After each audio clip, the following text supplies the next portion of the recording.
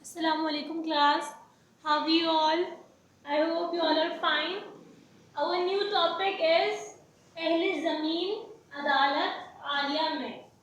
ठीक है, इसमें आपको बताएंगे कि अहले ज़मीन के बारे में और अदालत. आप देख रहे हैं अदालत चल रही है, अदालत के मुतालिक कुछ है. तो ये है आपका पेज नंबर 102 पे. इसमें किरदार दिए गए हैं. ये क्योंकि ड्रामा बेस आपका चैप्टर है, तो इसमें ड्रामा बेस ये चैप्टर जो है इसमें किरदार कौन कौन है.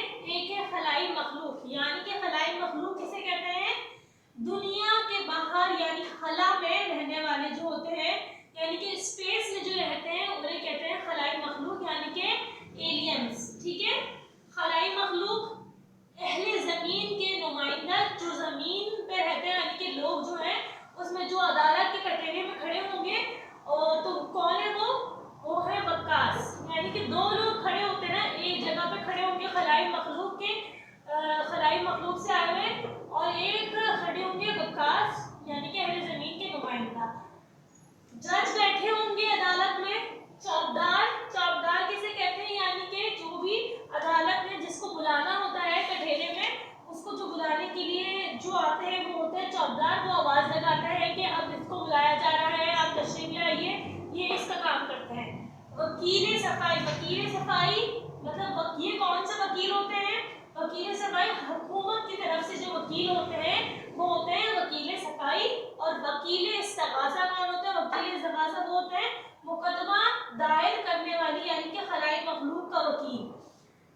वकील सफाई किसका वकील है? वकील सफाई जो है वो है वक्कास का वकील, और वकील इस्तगासा किसका वकील है? वो है खलाई मखलूक का वकील. ठीक है, ये इनका मुकदमा लड़ रहे हैं, ये इनका मुकदमा लड़ रहे हैं. सही है, ये आप इन्होंने इनको हायर करा हुआ है, ये इनके वकील हैं. सही है.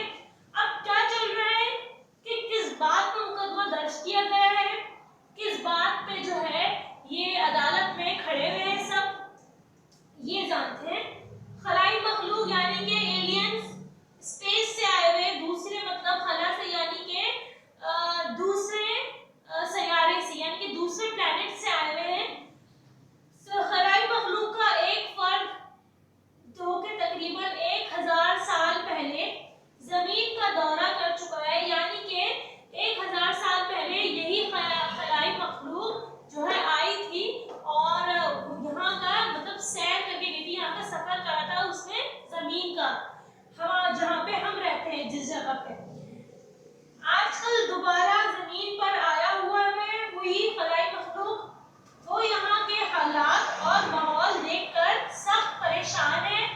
वो अक्सर दूसरे सैयारों पर भी जाता रहता है और जानता है कि जब हालात और माहौल ऐसे हो जाएं जैसा कि जमीन पर हो रहा है तो सैयारे तबाह हो जाते हैं.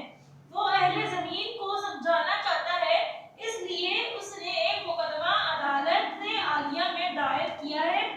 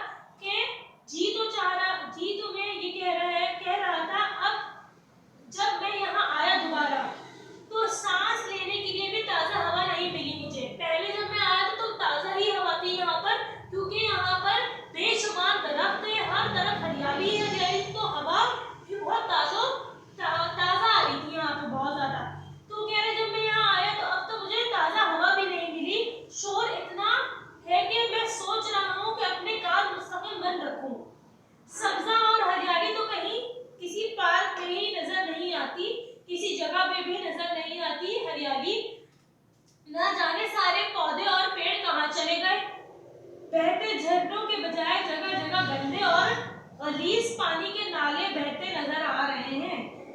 बात तो वो सही कह रहे हैं कि हर तरफ जमीन पर हमारी इस दुनिया में जो है हर तरफ जमीन की बात कर रहे हैं कि हर तरफ गंदे पानी के जो है क्या नाम है नाले हैं, हर तरफ जो है कीचड़ हुआ है और क्या है कि हरियाली नहीं है, बहुत कम हरियाली है, पेड़ पौधे कहीं नजर नहीं आ रहे उसे।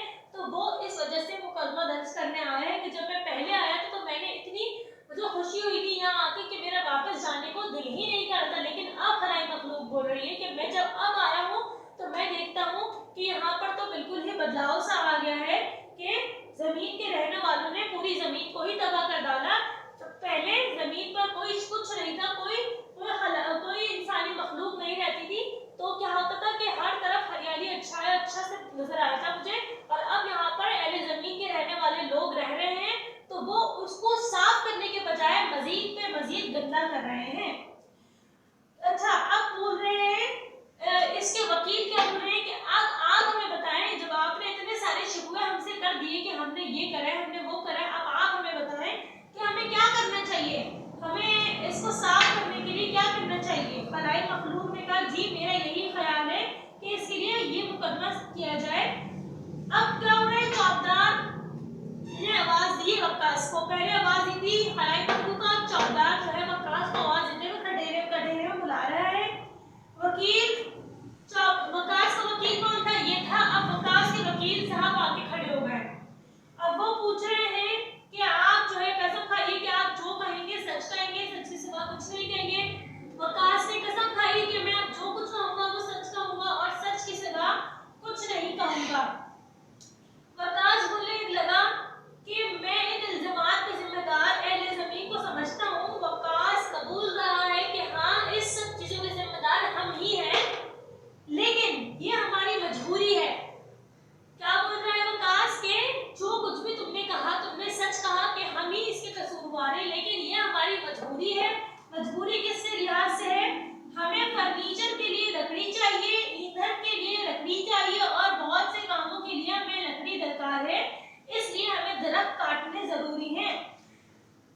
खलाई मखलूक ने क्या शिकायत करी थी कि जब मैं पहले आया था मुझे हर तरफ हरियाली दिखी थी, पेड़ पौधे दरख्त सब नजर आया था, लेकिन अब जब मैं आया हूँ कहीं पे मुझे हरियाली नजर नहीं आई। तो वक्कास ने क्या कहा, तो मैं इसलिए हरियाली नजर नहीं आई क्योंकि हमें फर्नीचर के लिए भी लकड़ी चाहिए होती है, इसलिए हम दरख्त को काटते हैं, हमें ईंधन के लिए भी लकड़ी चाहिए होती है, हम इसीलिए दरख्त को काटते हैं, और हमें बहुत से कई कामों के लिए लकड़ी का इस्तेमाल होता है, इसीलिए हम दरख्त को काटते हैं। तो हमारी ये मजबूरी है कि हमें दरख्त को काटना पड़ता है। अपने घरों और खानकानों का इस्तेमाल शुदा पानी हमें कहीं तो बहाना है ना, तो हम नहरों और दरियाओं में ही बहा देते हैं। यानी कि हमारे जो घरों का पानी होता है, जैसे आप लोग घर वगैरह में कपड़े धोते हैं, बर्तन धोते हैं, बहुत सारा जो पानी आप लोग इस्तेमाल करते हैं घरों में अपने, वो कहाँ जाता होगा, वो कहीं ना कहीं तो जाता होगा ना। तो वो हम क्या करते हैं, वो कह रहे हैं कि हमारा पानी कहाँ जाता है, सारा दरियाओं में चला जाता है या नहरों में चला जाता है। इस तरह गाड़ियां और दूसरे आलात का इस्तेमाल शोर तो खुद ब खुद पैदा होता है, यानी कि हॉर्न जो होता है गाड़ियों का हॉर्न, उससे खुद ही खुद शोर पैदा होता है। ये तो हमारी मजबूरी है, हमें हर हालत में इन चीजों का इस्तेमाल चाहिए होता है और हमें ये करना लाजमी होता है। और क्या बोल रहा है फिर वक्कास, आप इन सब बातों के लिए हमें मुकदमे में नहीं घसीट सकते, मतलब कि हम पर मुकदमा नहीं कर सकते।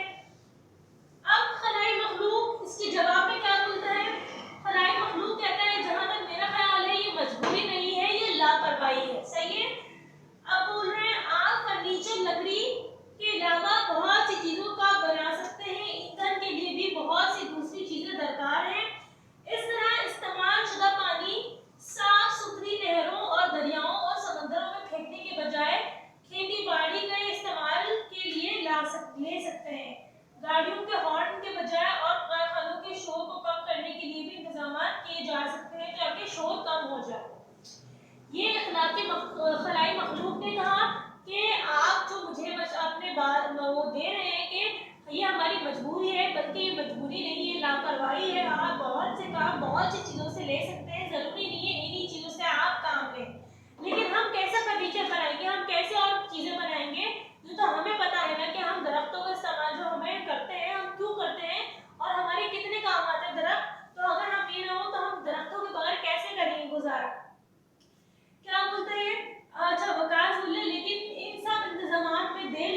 है हमें तो अभी अपना काम चलाना है, ये सारे इंतजाम करने की वजह से काम रुक सकते हैं। लेकिन क्या आप जानते हैं अभी काम चलाने और मुस्तकबिल के बारे में सोचने वालों को मुस्तकबिल हमेशा तबाह होता है, ये कह रहे हैं खलाई मखलूक वकास से। लेकिन असल मसला क्या है कि कोई भी जैसे खलाई मखलूक तो ये बातें कर रहा है, लेकिन ये बात तो ज़मीन वाले जानते हैं कि हमें कितने काम आते हैं। हाँ, खलाई मखलूक ने ये बात हकीकत कही है कि जो हमारा जो घर का पानी होता है, गंदा पानी होता है, वो हम दरियाओं और समंदरों में बहाने के बजाय हम अपनी खेती बाड़ी में इस्तेमाल कर सकते हैं, हम अपने खेतों में वो पानी इस्तेमाल कर सकते हैं। और जो है बजाय इसके कि हर जगह पे हमारे गटर बह रहे होते हैं, कीचड़ होता है, तो उसके बजाय हमें चाहिए कि हम अपने मुल्क को साफ सुथरा रखें, अपनी जो है ज़मीन को साफ सुथरा रखें जैसे कि खलाई मखलूक बता के गए हैं। लेकिन कुछ बातें खलाई मखलूक की सही नहीं थी, क्योंकि हमें दरख्त हमें काटने पड़ते हैं अपने फर्नीचर वगैरह के लिए। लेकिन अगर हम चाहें तो कम मिकदार में काटें, या तो हम अगर काट रहे हैं तो उसके बदले हम ऐसा करें कि हम नए दरख्त को उगालें, ताकि हमारे पास जो है हरियाली मौजूद तो हो। ऐसा ना हो कि हमें हरियाली ना मिले तो हम बीमार हो जाएं। तो हम क्या करेंगे कि हम जो उन्होंने बातें कही हैं हमें चाहिए कि हम उनको फॉलो करें। जैसे कि अगर आप एक दरख्त काट रहे हैं तो उसके बदले दूसरा चीज़ लगा दें, या कि दूसरा पेड़ पौधा लगा दें, ताकि वो कल को नया दरख्त बन जाए, ताकि वो हमें मुश्किल ना पेश आए फिर उसमें। सही है बेटा, इसमें क्या बताया है कि अपने ज़मीन को साफ सुथरा रखें, और ताकि और मतलब जो चीज़ें इस्तेमाल की हैं वो इस्तेमाल करें। गंदे पानी की जगह गंदे पानी में ही रहनी चाहिए, यानी कि हमारे साफ पानियों में ना इस्तेमाल हो। कोई भी प्रॉब्लम हुई है बेटा पूछ लीजिए।